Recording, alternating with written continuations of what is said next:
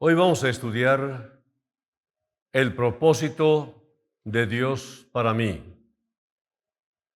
Vamos a seguir con esa serie basada sobre la carta del apóstol Pablo a Timoteo. Capítulo 1 de Segunda de Timoteo, capítulo 1, versículos del 8 a 14 lo voy a leer.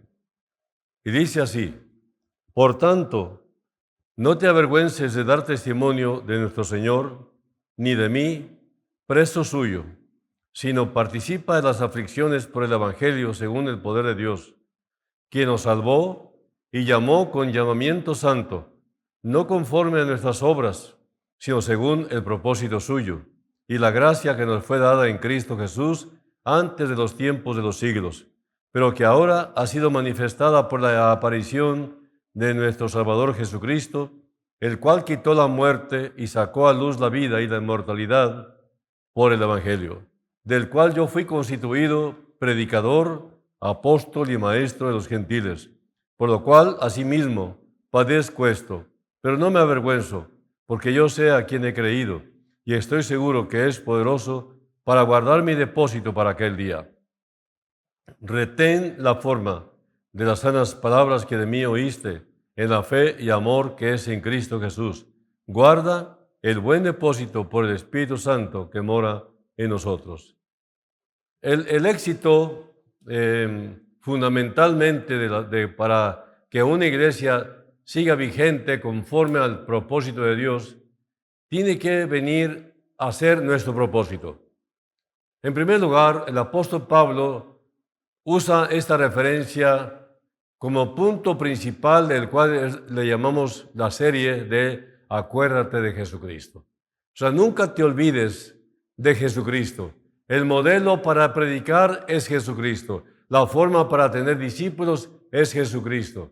Jesucristo pasaba mucho tiempo con la gente que Él escogió para darles su vida, prepararlos para perpetuar su enseñanza aún en ausencia física de Él.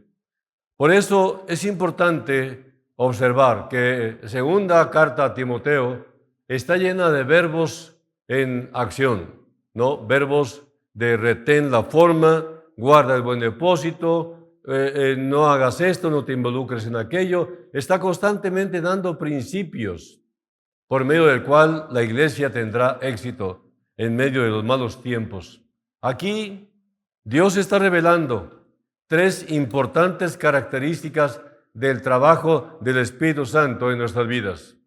En primer lugar, es un espíritu de poder, por lo cual podemos estar confiados en que nos capacitará de una manera completa para el ministerio y el trabajo cristiano. Recuerda que tú no puedes hacer su trabajo sin su poder. Hoy en día es un tiempo de apostasía. Se está predicando mucho en el nombre de Dios, pero no es Dios predicando a través de ti.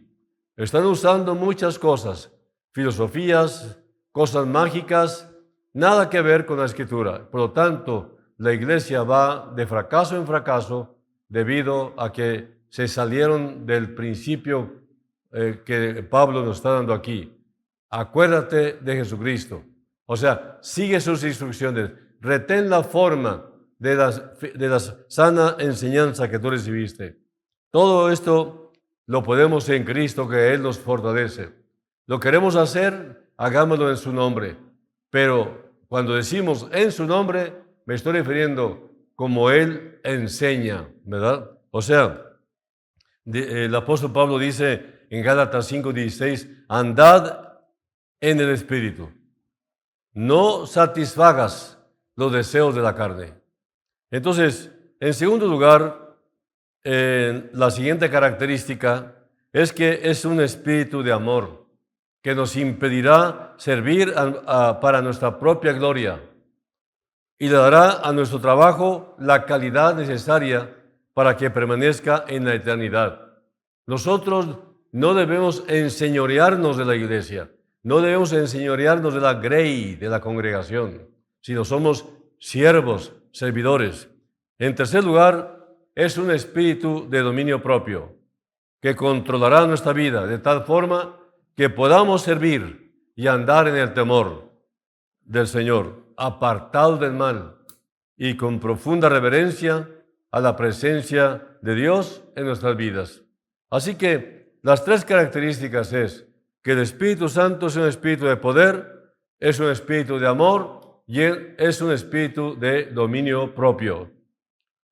Esto también significa que Él es quien se encargará de producir en nosotros el carácter de Cristo que necesitamos para andar como Él anduvo.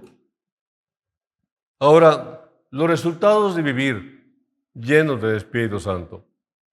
En primer lugar, damos gracias a Dios por todo. Segundo, compartimos la palabra de Dios, ya que ésta vendrá a ser una parte vital de nuestra vida. Tercero, una alabanza en el corazón a Dios que se traducirá en confesarlo ante otros. Pablo dice, no me avergüenzo del Evangelio. Un deseo de someternos por completo a Dios en cuarto lugar. Por un lado, la gracia de Dios capacitó a Pablo para el servicio y lo movió hacia él. Y por otro, Pablo no recibió en vano esta gracia, se entregó a ella y así Dios pudo hacer su obra a través de él. Pablo dijo, pero no yo, sino la gracia de Dios conmigo. Lo mismo sucedió con Timoteo, pues Dios en su gracia le proveyó una madre y una abuela que le enseñaron desde la niñez las Sagradas Escrituras y una fe no fingida. Asimismo, le proveyó a Pablo, quien lo llevó a Cristo y como amigo y padre espiritual le ayudó a crecer. Qué importante es ver este fondo maravilloso de influencias que recibió Timoteo, ¿no? Primero su abuela, segundo su madre y en tercer lugar Pablo, ¿no? Influencias poderosas en sus vidas que lo transformaron y lo capacitaron para servir. Mira, tú y yo no somos diferentes. No importa cuánto hayamos recibido de Dios, debemos entregarnos por completo al Señor. Es importante tener autodisciplina, lo cual indica que vamos por un buen camino de dependencia del Señor, para que su gracia trabaje poderosamente en cada uno de nosotros. Al final de cuentas, Dios hace todo por gracia y produce todo por gracia. Lo hace y lo produce todo por gracia. Solo permítele, por favor, permítele trabajar a Él en tu vida. Ahora, si tú no permites a Dios avivarte, nunca podrás llegar a ser lo que Él quiere que seas. Dios te ha dotado con todo lo necesario para que tú cumplas su obra. Ahora solo faltas tú. Timoteo podía haber tenido grandes ventajas y todos los dones posibles, pero si él no se hubiera entregado a ese espíritu de amor, de poder y de dominio propio, nunca nos hubiéramos enterado de su existencia. Nosotros necesitamos un avivamiento. ¿Qué es un avivamiento? Es vivir en condiciones que le permiten a Dios llenarnos con su Espíritu Santo, y ser un creyente normal. En Génesis 35 vemos los pasos sencillos que hay que seguir para obtener este avivamiento que necesitamos. Es un regresar a la fe, es un regresar al primer amor. Eso es avivamiento. Entonces, el primer paso que encontramos en Génesis 35 es volver a escuchar a Dios con todo nuestro corazón. Al Dios que cambió nuestras vidas cuando estábamos sumamente necesitados. A ese Dios a quien con gusto le hubieras dado tu vida cuando te convertiste. Un avivamiento solo puede producir Dios y Él anhela producirlo en nosotros. Tan solo debemos volver a la obediencia original, sin reserva, y escucharlo con atención, ¿no? Dice Génesis 35:1, dijo Dios a Jacob, levántate y sube a Betel y quédate allí, y haz allí un altar al Dios que te apareció cuando huías de tu hermano Esaú. Betel significa casa de Dios y es el lugar a donde debemos subir. Ese es el lugar donde se encuentra Dios y la íntima comunión con Él. El mandamiento es claro: sube y quédate ahí, y haz ahí un altar, lo cual nos recuerda que debemos morir a nosotros mismos. Dice Romanos 12, 1 y 2, así que hermanos, os ruego, por las misericordias de Dios, que presentéis vuestros cuerpos en sacrificio vivo, santo, agradable a Dios, que es vuestro culto racional. No os conforméis a este siglo, sino transformaos por medio de la renovación de vuestro entendimiento, para que comprobéis cuál sea la buena voluntad de Dios, agradable y perfecta. El segundo paso lo encontramos en Génesis 35, 2 y 3. O sea, es hacer de la obediencia una acción. Entonces Jacob dijo a su familia y a todos que con él estaban: quitad los dioses ajenos que hay entre vosotros, y limpiaos, y mudad vuestros vestidos, y levantémonos y subamos a Betel, y haré allí altar al Dios que me respondió en el día de mi angustia, y ha estado conmigo en el camino que he andado. Si queremos la bendición de Dios, quita tus ídolos. Permítele al Señor trabajar como único y soberano, dirigiendo tu vida. El tercer paso lo encontramos en Génesis 35, 4.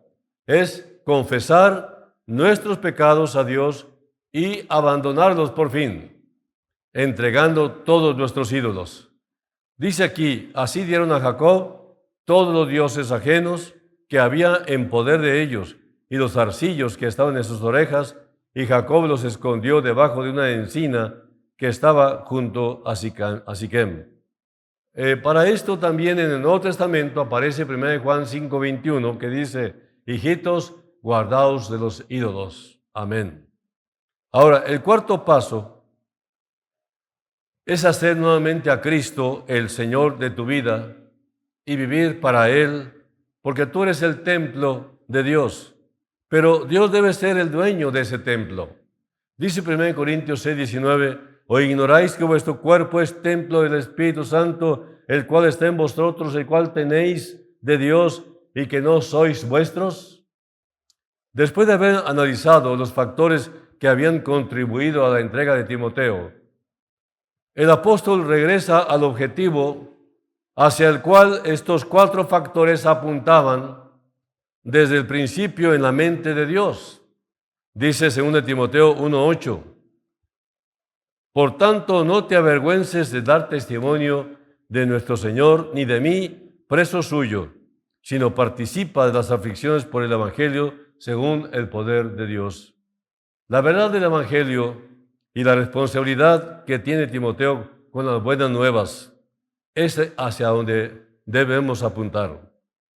Todo lo que estamos estudiando, todo el trabajo de Dios en nuestras vidas, tiene un solo objetivo: predicar las buenas nuevas de salvación tal y como Dios las reveló. Si Dios nos está permitiendo vivir, es con una sola razón: que nuestra vida resulte en beneficio de la obra, y solo cuando vivimos por esta razón es cuando el vivir se vuelve tan maravilloso que cuesta trabajo escoger entre el vivir para Cristo o estar con Él, como lo dice Pablo en Filipenses 1, 21 al 24. Porque él mismo dijo: porque para mí el vivir es Cristo y el morir es ganancia. Ahora, el apóstol exhorta a Timoteo, el apóstol Pablo exhorta a su discípulo a que no se avergüence del mensaje. Lo dice en 2 Timoteo 1:8. Por tanto, no te avergüences de dar testimonio de nuestro Señor, ni de mí, pero preso suyo, sino participa de las aflicciones por el Evangelio según el poder de Dios. Cualquiera que sea su situación, el Espíritu Santo que ha recibido controlará tu vida, para que Él no tenga vergüenza de lo que ha creído, le dijo a Timoteo, ¿no? Si tú vives lleno del Espíritu, nunca te avergonzarás de Cristo. Es lo que dice literalmente la interpretación, que se refiere a la exhortación que le hace Pablo a Timoteo para que tenga valor y siga adelante sin pena, sin vergüenza, y que lo haga con gozo. Él tendrá todo el control en ti, amigo, hermano. Y lo que menos pasará en ese instante en tu mente será avergonzarte de Él y del Evangelio. Y el poder de Dios entonces emanará de ti. Dios ha dotado a Timoteo para que en su ministerio no se avergüence ni tema ejercitarlo. Hay tres cosas que Dios menciona aquí, de las cuales siempre existe la tentación de avergonzarte. En primer lugar, Dios le ordena a Timoteo que no se avergüence de Cristo ni de dar testimonio de nuestro Señor. Cada creyente es un testigo de lo que Cristo ha hecho en su vida y dar testimonio es hablar de Cristo. Él es nuestro Señor. Él es el dueño de nuestras vidas, por lo cual debemos estar listos en íntima comunión con Él para dar testimonio en cualquier circunstancia o situación y a cualquier persona en nuestro propio entorno. Ser insensatos por Él en cualquier circunstancia, ¿no? Es decir, que en verdad estamos totalmente anhelantes de que la gente conozca a nuestro Señor y Salvador. Dice 1 Corintios 4:10, nosotros somos insensatos, es decir, como ignorantes, como locos, por amor de Cristo. Mas ustedes, vosotros, prudentes, es decir, sensatos en Cristo. Nosotros débiles, mas vosotros fuertes. Vosotros honorables, mas nosotros despreciados. 2 Corintios 5:13 dice, porque si estamos locos, es para Dios. Y si somos cuerdos, es para vosotros. Cuando los principios del mundo orientan la vida de un creyente, él sentirá vergüenza de Cristo, porque el mundo no está de acuerdo con Dios. Si estamos de acuerdo con Dios, entonces vivimos en desacuerdo con el mundo. Así que Santiago 4 y 5, el apóstol dice, oh gente adúltera, ¿no saben que la amistad con el mundo es enemistad con Dios? Si alguien quiere ser amigo del mundo, se vuelve enemigo de Dios.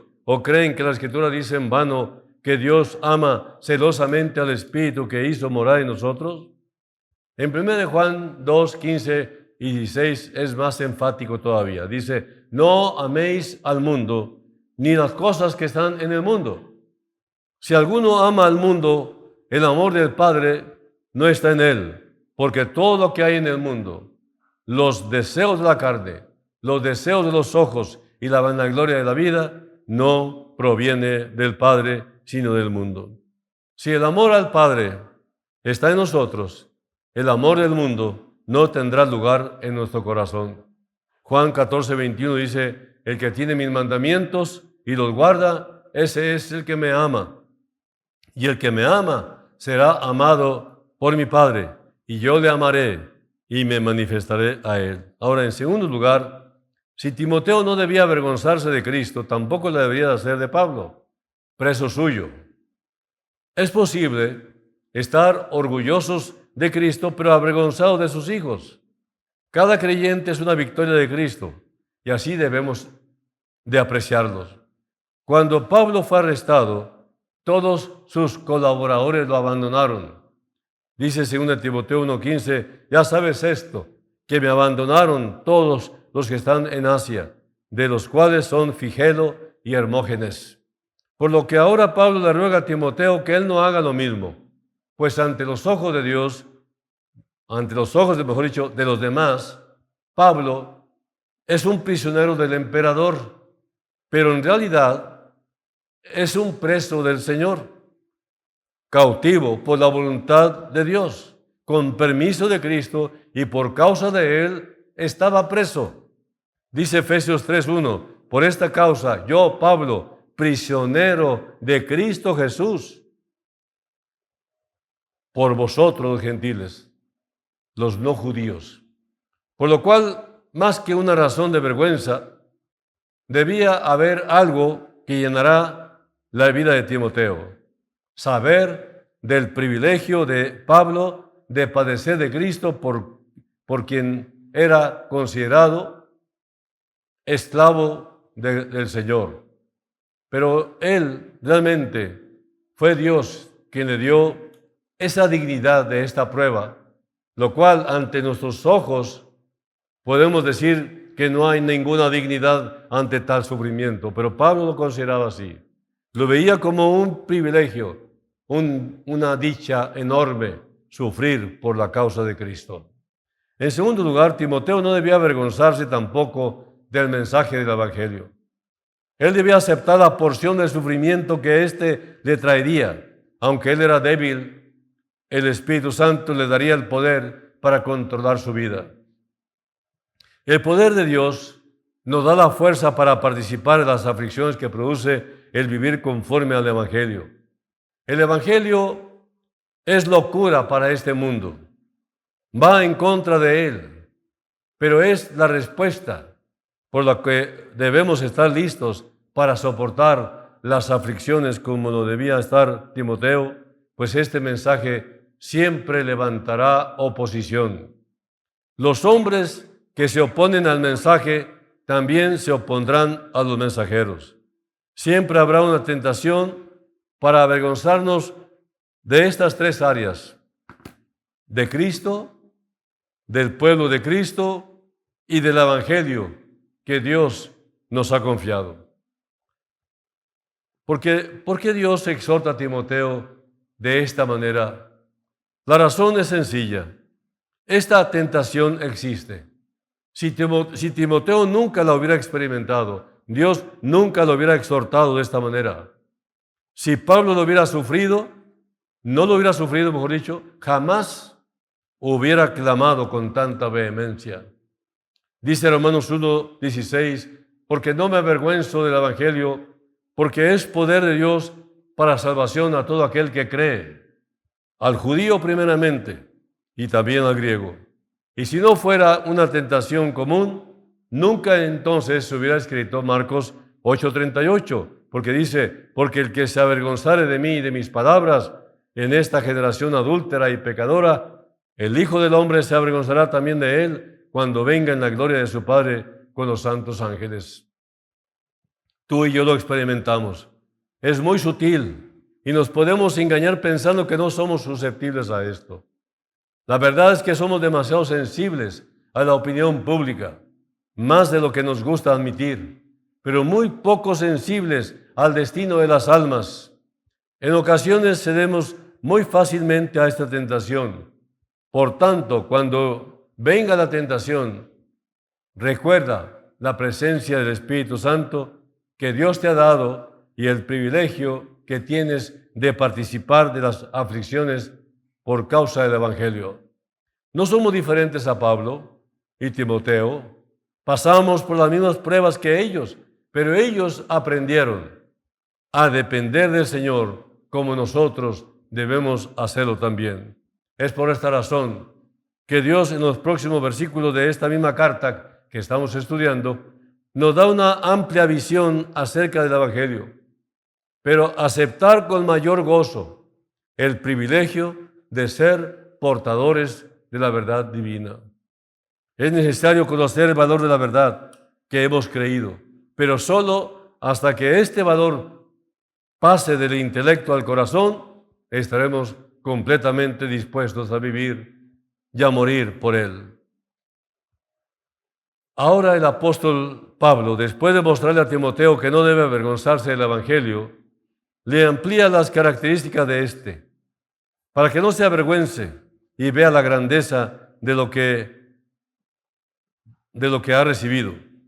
Todo hombre que Dios ha usado siempre ha tenido esta visión. Él ha tenido cuidado de mostrarles a sus siervos la grandeza de sus siervos, mejor dicho, de sus servicios, y las recompensas a la fidelidad de sus siervos. Así vemos a Moisés recibiendo una visión junto a la zarza, a Abraham contemplando el firmamento que podía fácilmente describirle lo que Dios iba a hacer, y a Nehemías recorriendo toda una noche las ruinas de Jerusalén para tener una visión exacta de la magnitud de su comisión. Y esto es lo que Dios quiere que veamos, que tú y yo veamos, de tal forma que tu entrega sea de acuerdo a lo que has recibido. Muy pocos entienden que Colosenses 3, 1 y 2 es un mandamiento que debemos cumplir si queremos servir con eficacia. Dice, si pues habéis resucitado con Cristo, buscad las cosas de arriba, donde está Cristo, sentado a la diestra de Dios. Poned la mira en las cosas de arriba, no en las de la tierra. Es sorprendente ver cómo el Espíritu Santo pasa de una referencia del Evangelio, no te avergüences de él, a su contenido central. Dios nos salvó. Y es que es imposible hablar del Evangelio sin hablar de salvación. El Evangelio es eso, buena noticia de salvación por medio de Jesucristo. Si cada creyente se dedicara solamente a contemplar este aspecto del Evangelio, entendería mejor el mandato de estar siempre gozosos. Estas fueron las nuevas de gran gozo que fueron anunciadas por los ángeles en aquella primera Navidad. El nacimiento de un Salvador que es Cristo el Señor. Ustedes recuerdan Lucas 2, 10 y 11. He aquí os doy nuevas de gran gozo. Eso es Evangelio. Que os ha nacido hoy en la ciudad de David un Salvador, el cual es Cristo el Señor. Por lo cual, el Evangelio es Cristo mismo. Es la buena nueva para este mundo perdido, que vino a este mundo Dios hecho carne, en la persona gloriosa de un hombre llamado Jesús, nacido sin relación al hombre, aunque nació de mujer. Ahora, este es el contenido del mensaje y su propia razón de ser. Es lo que debemos predicar, decir al mundo, he aquí, les traigo buenas nuevas. El Evangelio son las buenas nuevas. El remedio para este mundo son las buenas nuevas. El Evangelio, es decir, la buena nueva es que hay un Salvador que se llama Jesús, Jesucristo.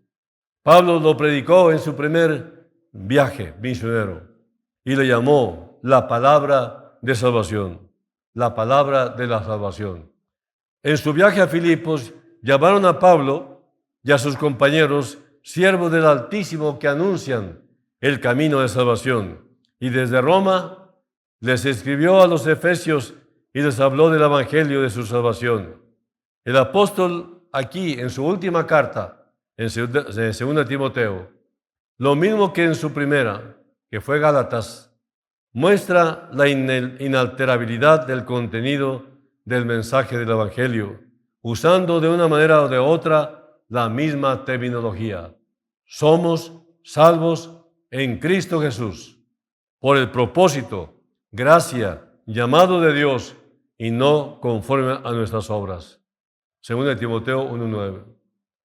El Evangelio no ha cambiado su contenido, sigue cambiando las vidas. El mismo mensaje que Jesús lo dio hace 2000 años, sigue siendo el mismo y salvando a los hombres igual. Y este tesoro es el que Dios nos ha confiado para que lo cuidemos de los que siempre los han tratado de cambiar y evitar, y lo predicamos a una humanidad necesitada. Recuerda que hay un solo evangelio de salvación y que es tuyo por su gracia. No hay otra revelación más que lo que dice la Biblia. No hay otro evangelio, porque el Señor llama anatema incluso a los ángeles si trajeran otro evangelio. En 2 Timoteo 1:9 dice, quien nos salvó y llamó con llamamiento santo, no conforme a nuestras obras, sino según el propósito suyo y la gracia que nos fue dada en Cristo Jesús antes de los tiempos de los siglos. La frase nos salvó nos indica que para Dios es un hecho que ya estamos salvados, que Él nos ve sentados en los lugares celestiales en Cristo Jesús.